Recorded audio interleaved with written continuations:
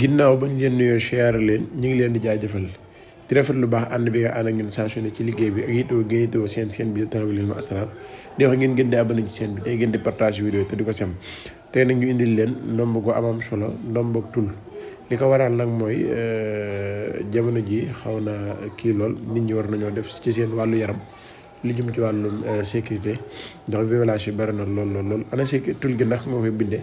da ngay bind 70 laxadi jaakum waaye benn bu ci ne nag day ànd ak bismillahi rahmaani rahim bismillahi rahmaani rahim nga bind laxadi jaakum ba mu jeex nga def ko ba mu 70 fois boo paree nga def ko ndomba gi ndomba ak 7 gaaw lay doon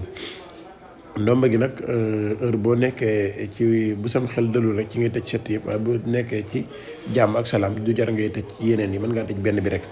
waaye ndomb gu am solo la bisub talaata lañ koy bind nag balaa jant bi génn bisub talaata bu li commencé 9h wala 10h balaa bu jant bi génnee waaw damaa jum bu jant bi génnee ci nga koy bind ndomb gi moom ngeen di seet nii lay mel. am na ñoo xamante ni nag defal gi seen bopp day xaw a jafe ci ñoom bu fekkee ne def ki jàppandiwut am na fi yoo xamante ni liggéey nañ ko ba pare képp koo xamante si te woon nañ ko tamit danañ ko mën a jàppandal ndomb gi moo nekk nii bisub talaata lañ koy liggéey képp koo bëgg a liggéeyal boppam bisub talaata ginnaaw bu 10h jotee jëm kaw bu jant bi génnee waaw bisu juróom-ñaari gaw lay doon nga tëj benn bi képp koo xam ne bëgg na daal sa ndaxte dañ naan góor ak der bu dëgër nga xamante ne daal yaa ngi ragal ay agression ak yu mel noonu boo amee lii rek suñu borom mën na la ci dimbali jërë ngeen jëf asalaamaaleykum wa rahmatulah.